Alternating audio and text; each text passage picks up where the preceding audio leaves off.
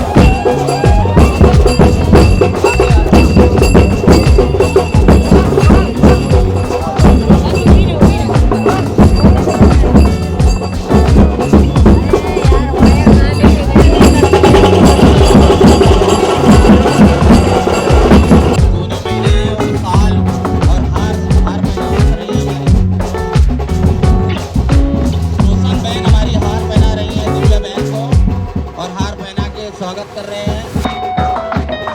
आप अवनीश जी को सब लोग हाथ डालिए। हमारे तालीम महासंघ के अध्यक्ष मुन्ना यादव जी अपने तालीम के अध्यक्ष हैं।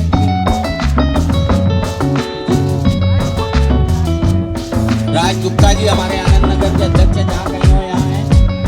हार यहाँ पे है, सब लोग हार बनाइए। राम प्रसाद मास्टर जी आनंद नगर बीएमसी के युवा, देखिए सब युवा लोग आए हैं आपके लिए। बंसराज यादव जी हैं, महाड़ा कॉलोनी के चेयरमैन जो है, ये आनंद नगर के पास है। ये राज गुप्ता है, आनंद नगर में रहते हैं, हमारे सबसे जूनियर भाई हैं।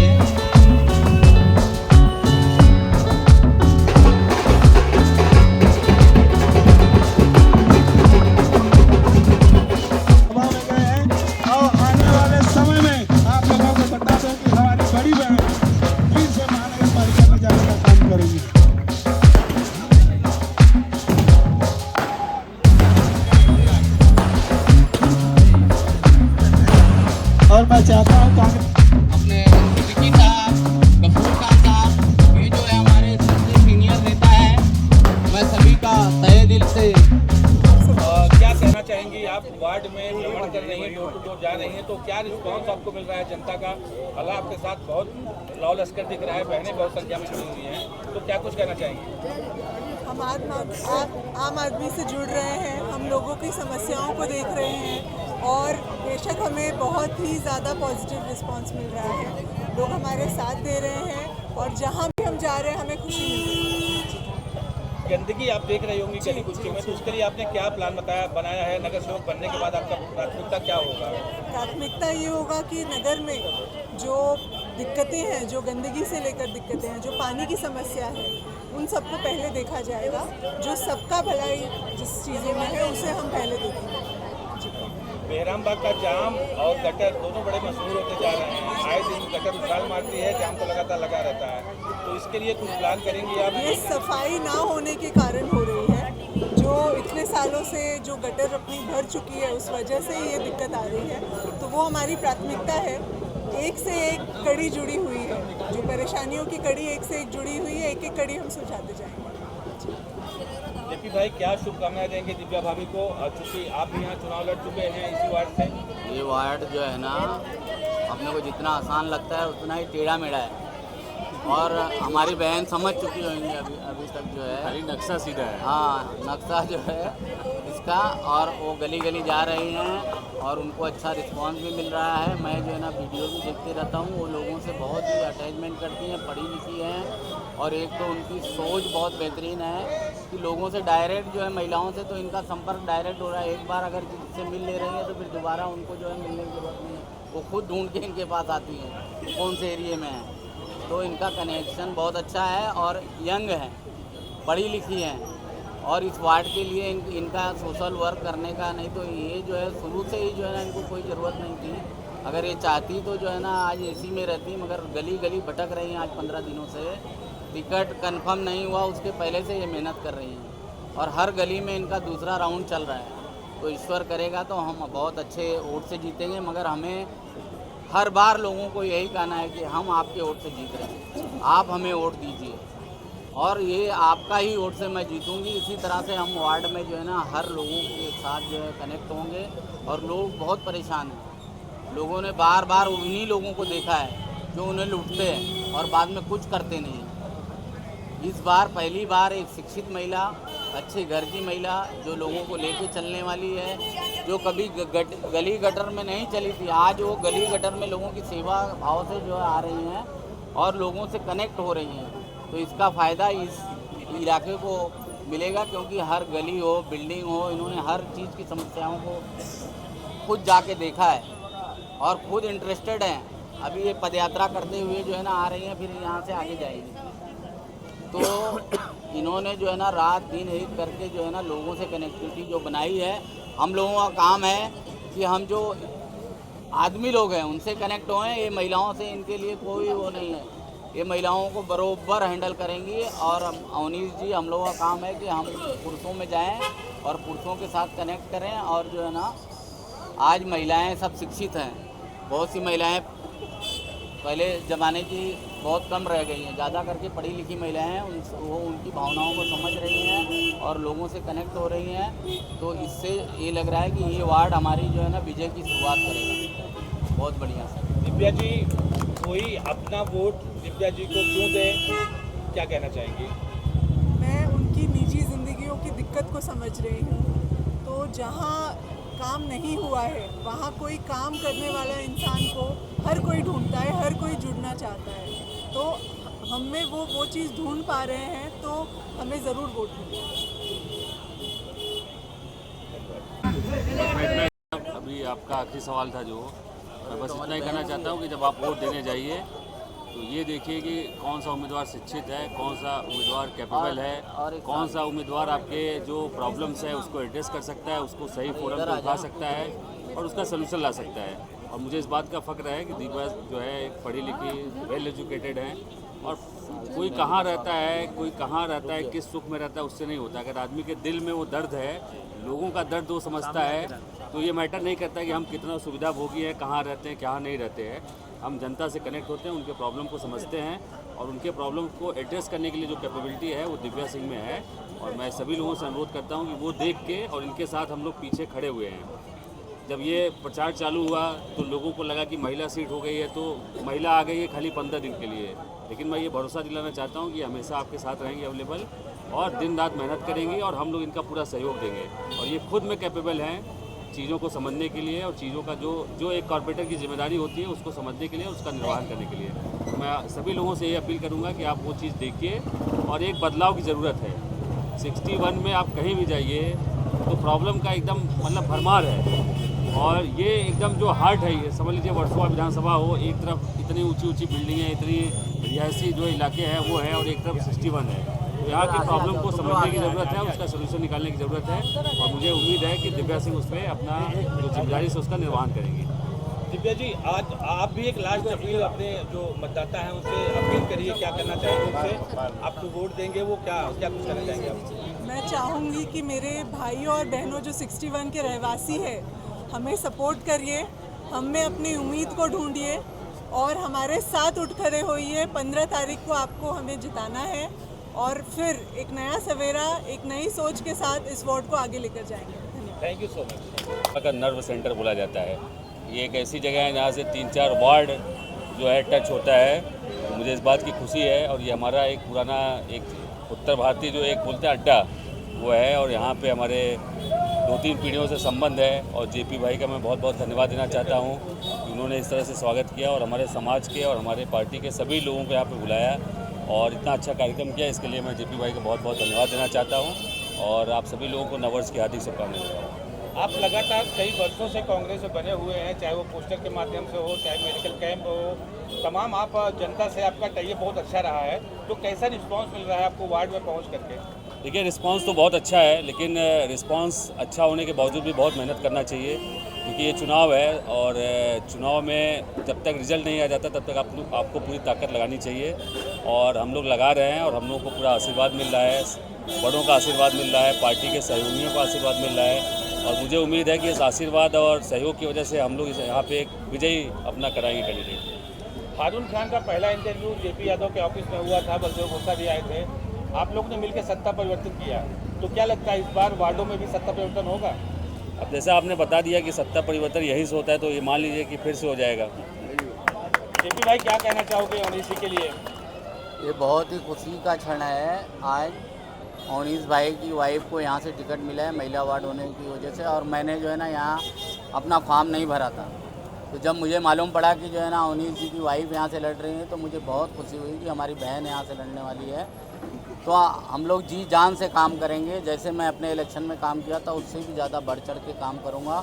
और इस बार जो है ना हम लोग गफलत में नहीं रहेंगे कि हम जीत रहे हैं। हम ये चाहेंगे कि हम हर जो भी वोट मांगें उस वोट से हम जीतेंगे। इस तरह से हम सारे लोगों के पास कंपेन करें कि आपकी वोट ही हमें जिताएगी। इस तरह का एक अभियान चला के हम लोग जो है 10 दिन, हमारे पास टाइम ज़्यादा नहीं है, 10 दिन का टाइम है, उसमें घर घर जाना है, लोगों को मिलना है, लोगों को अपनी बात समझानी है। और ओवैसी जी का चेहरा और इनकी वाइफ का चेहरा एक जो है पढ़े लिखों का चेहरा है, और एक ख़ानदानी लोग है, पहले से जो है इनके पिताजी से जो है ना लोग जोगेश्वरी को जानते हैं और इनके दादाजी को जानते थे। और अब ये जो है पहली बार ऐसा है कि ओवैसी जी जो है ना पॉलिटिकल फील्ड में आए हैं, नहीं तो इनके परिवार से कोई पॉलिटिकल फील्ड में नहीं था। मगर कांग्रेसी जो है सारे इकट्ठा होते थे इनके ही दरबार में, वहीं से जो है लोग चाय पी के निकलते थे रोज़।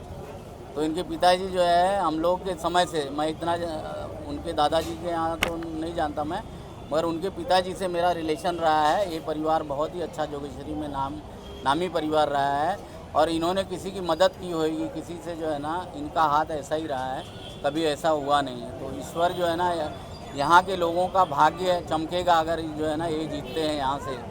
तो लोगों को बड़ी उम्मीदें हैं कि अब तक तो लोग जो है ना ऐसे लोग आए कि जो इस वार्ड को लूटा है, मगर पहली बार ऐसा इंसान आ रहा है कि जो आपका फंड का तो 1 रुपया लेगा नहीं, प्लस जो है अपने जेब से लगाएगा छोटे मोटे काम, लोगों की बीमारी, लोगों के उसमें खड़े रहने वाला ऐसा चेहरा जो आ रहा है, जिसको कि जो है ना किसी चीज़ की ईश्वर ने कमी नहीं दी है। तो इस वार्ड में जो है ना ओवैसी भाई जो है ना चमका के रहेंगे, और इस वार्ड में कोई भी समस्या नहीं रहेगी। यहाँ ज़्यादा करके समस्या गली गटर की है, यहाँ ज़्यादा समस्या अभी भी शौचालय की है, स्लम की है, यहाँ ज़्यादा समस्या ट्रैफिक की है, रोडों की जो है समस्या है।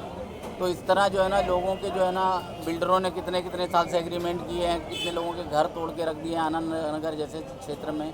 तो डेवलपमेंट का प्रॉब्लम है, तो वो सब प्रॉब्लम जो है ना ओवैसी भाई ही सॉल्व कर सकते हैं, क्योंकि ये बिल्डर लाइन में भी हैं दूसरे जो है इनके पास ईश्वर ने धन दौलत की कोई कमी नहीं दी है, तो ये लोगों की समस्याओं को जो है समाधान करने में सक्षम है, पढ़े लिखे हैं, एडवोकेट हैं, इनकी वाइफ भी जो है पढ़ी लिखी हैं और वो भी ख़ानदानी हैं। जो यहाँ के सबसे बड़े रईस थे शारदा प्रसाद जी, उनकी पोती हैं वो, तो उन्होंने उत्तर भारतीयों को बहुत पहले जो है 1 करोड़ रुपया दान दिया था संस्था को। तो दिवस भी मनाया गया 2-4 दिन पहले। हाँ, उनके घर में कुछ एक सवाल है जेपी भैया आप और रोनी जी से कि कांग्रेस की तरफ से 2012 में उत्तर भारतीय को टिकट मिली थी, जिसकी वजह से उत्तर भारतीयों को मायूस होना पड़ा, तो क्या इस बार भी उत्तर भारतीयों को मायूस होने की है कि इस बार उत्तर भारतीयों के ऐसे हर्षोल्लास की तरह मनाया जाएगा? देखिए क्या है, उस समय तो मैं जो है ना बहुत युवा था, मेरी उम्र जो है ना 42 साल की थी,